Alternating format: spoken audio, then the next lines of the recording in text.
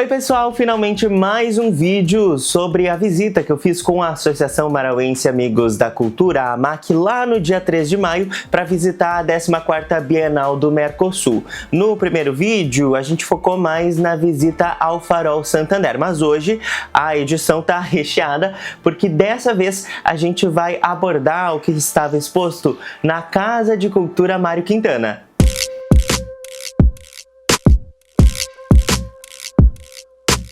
Originalmente o Hotel Majestic, fundado lá em 1933, o prédio tem esse aspecto de grandiosidade. O espaço era um hotel de luxo e tem esse nome porque o poeta modernista gaúcho Mário Quintana passou pelo menos 12 anos da sua vida vivendo no quarto 217.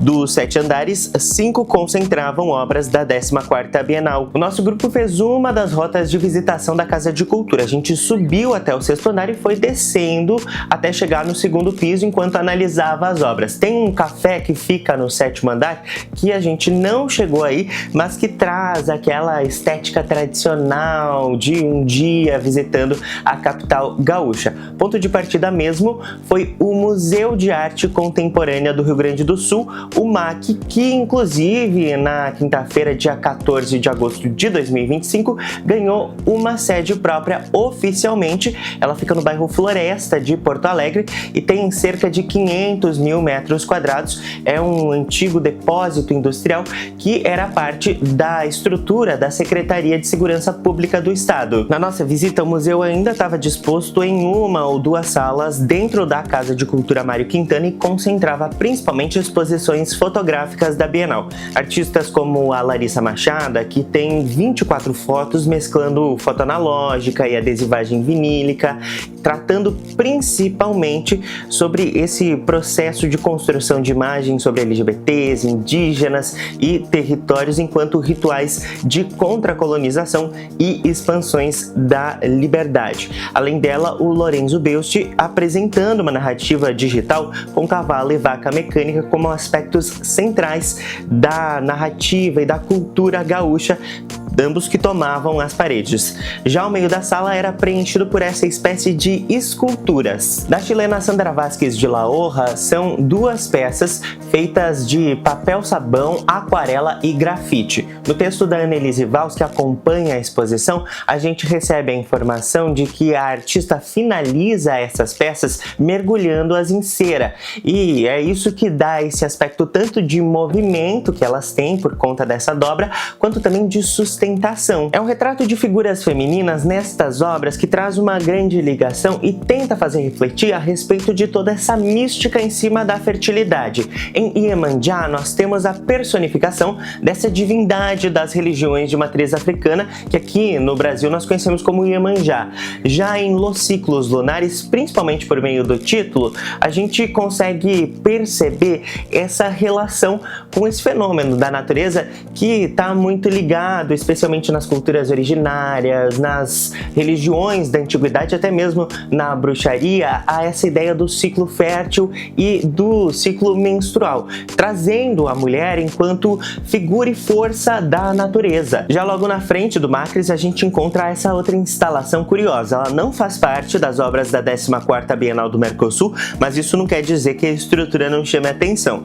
Feita com 14 mil discos de vinil de 33 RPM, a Anaconda, do venezuelano Carlos Zerpa, tem 20 metros de comprimento e, apesar de enrolado, ocupa um espaço significativo do 6º andar da Casa de Cultura Mário Quintana. No texto que acompanha essa obra, que não tem um autor identificado, a gente recebe a informação de que ela foi trazida aqui para o Macris como parte de uma outra Bienal do Mercosul e que nessa Anaconda o Zerpa trabalha muito com a ideia de antropofágico.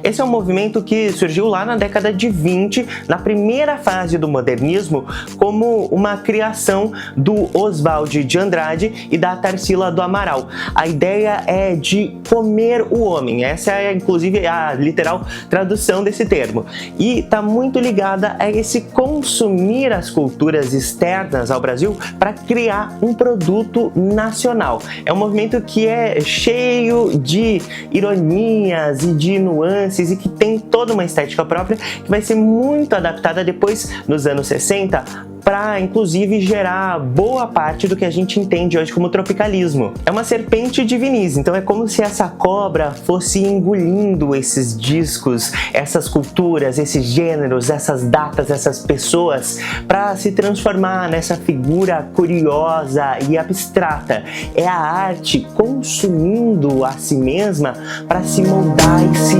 presentificar.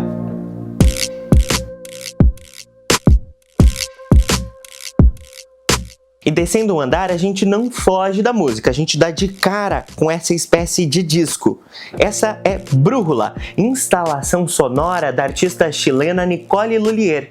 É uma estrutura ampla que começa no espaço interno da Casa da Cultura e se estende para um ponto de experimentação no Jardim Lutzenberger.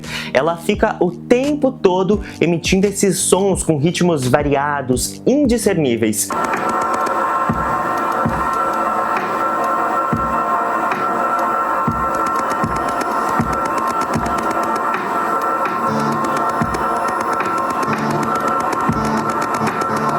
A inspiração é no giroscópio, uma espécie de instrumento de navegação aqui transformado em bússola que ao mesmo tempo guia e confunde entre as vibrações dessa obra. E aí no texto da Gabriela Wieczorek, que está junto dessa intervenção, a gente recebe a informação de que a obra incorpora essa membrana de silicone central que ao mesmo tempo escuta e emite sons. É daí que vem todo esse barulho, seja quando o vento bate ou quando as pessoas passam por perto disso que parece uma espécie de tambor, ele se ativa e emite esses ruídos difíceis de decifrar. É uma forma diferente de interagir com uma escultura, porque nós também passamos a ser parte da obra de arte, interagindo com ela. É também uma forma de convite a uma arte coletiva que chama para a experimentação, até porque em um desses pontos a gente tem justamente essa proposta de experimentação, de entrar, de bater, de usar instrumentos junto a essa intervenção, junto a essa obra de arte que trazem também toda essa ideia de garatuja, toda essa ideia de um fazer fora das limitações que a gente se autoimpõe.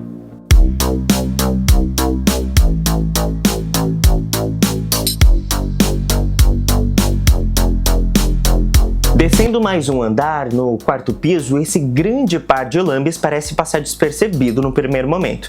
Talvez porque eu acabei me misturando com um grupo de visitantes falantes de espanhol que estava no local quando eu passava pelo andar, acabei me aproximando mais da obra e usando mais um tempo para analisar. O projeto Descaso do porto-alegrense Felipe Vecchi, assim como outros trabalhos do artista, traz essa estética pontilhista muito presente na pintura em pixel art. Assim como no movimento impressionista, que fez surgir esse tipo de técnica que se popularizou posteriormente na arte, nós temos que apertar os olhos e analisar a fundo para entender o que essa obra quer dizer. De longe, em uma olhada rápida, esse marrom claro que forma essa parte inferior da pintura parece fazer surgir uma espécie de deserto, mas é só chegar mais perto que o seco vira molhado e você entende qual que é a temática central dessa pintura: as enchentes no Rio Grande do Sul em maio de 2024. São dois grandes cartazes em que a gente pode observar um paralelo. À esquerda é esse prédio moderno imenso, um rico arranha-céu de alta sociedade porto-alegrense intacto sobre um grande chinelo. Enquanto ainda observava meio de longe, quase escondido mesmo, a guia que acompanhava a visitação desse grupo de falantes em espanhol fez um comparativo muito interessante sobre esse aspecto que eu trago aqui justamente porque ele é muito pontual para entender toda a obra do Felipe Vecchi, que vai tratar sobre essa temática das enchentes no Rio Grande do Sul. Ela é uma metáfora visual para o termo chinelão, que é usado muito especialmente na região de Porto Alegre para se referir a uma pessoa ruim, uma pessoa que está descompromissada com a realidade. No painel à direita a gente tem um contraste, um cenário de desolação. Casas submersas, pessoas pedindo socorro nos telhados, o resgate feito em barcos, a situação de quem perdeu tudo nas enchentes, caso da própria família do artista. É um retrato da desigualdade da enchente e um lembrete, uma forma de marcar na arte e na Bienal do Mercosul algo que marcou a história gaúcha há pouco mais de um ano. Um registro da dor de mais de 2 milhões de pessoas que foram afetadas por essas enchentes e também uma denúncia de quem se beneficia com todo esse descaso. É algo para a gente nunca esquecer o que aconteceu e também para lutar para que isso nunca mais volte a ocorrer.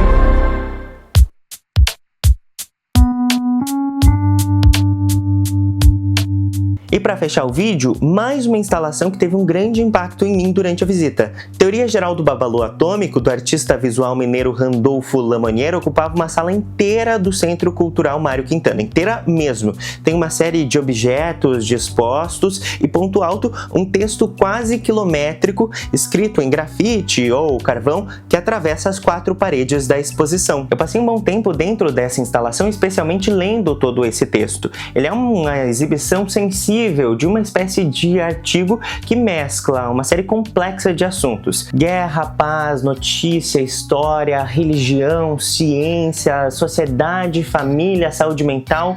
Forma-se um amálgama de uma realidade que não está muito distante para quem se entende fora da heterossexualidade ou para quem vive desde cedo com um transtorno psicológico. Ao longo do texto, nós acompanhamos o Randolfo descrever coisas que ele sabe sobre si, sobre o universo, medos, angústias, pesadelos, dualidades curiosas, engraçadas. É um mix de informações e formatos. O texto vai do início do universo ao nascimento do artista em um único parágrafo. Um grande acumulado de conteúdos, tal qual a vida nesse contexto online. Ao mesmo tempo, a montagem da sala também mistura um pouco de tudo: pintura, desenho, fotografia, inclusive do arquivo dele quando era pequeno, vídeo, áudio, colagem, produtos têxteis, um grande acumulado de objetos e esculturas que se formam dessa concentração de coisas e especialmente dessa concentração de emoções que surgem com depressão, ansiedade e com todos esses transtornos psicológicos. A Teoria Geral do Babalu Atômico, que dá título à obra, fica mais fácil de ser traduzida em um texto à parte desse central, mas que também está presente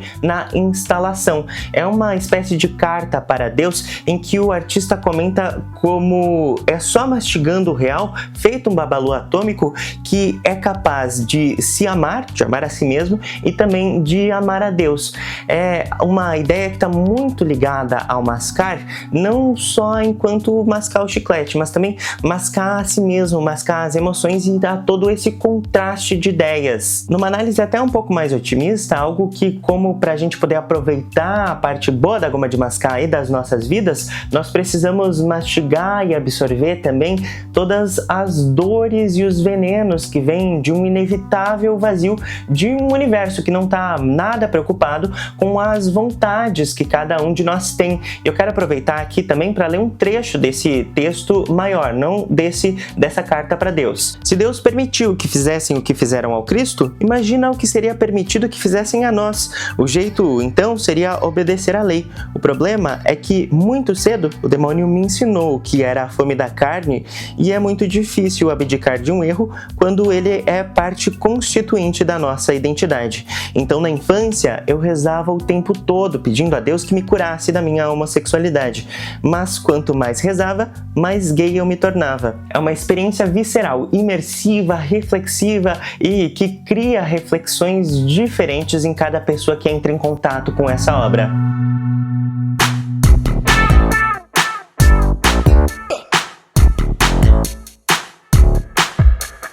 Demorei para trazer um segundo vídeo dos lugares que a gente visitou com a MAC na 14ª Bienal do Mercosul, mas finalmente chegou e eu espero que você tenha gostado. No primeiro vídeo dessa espécie de série que eu estou construindo, falei muito mais do Farol Santander e eu vou deixar esse vídeo, essa edição linkada em algum lugar por aqui, então se você tiver interesse, sinta-se à vontade, sinta-se convidado também para assistir. Esse foi inclusive o primeiro vídeo do canal.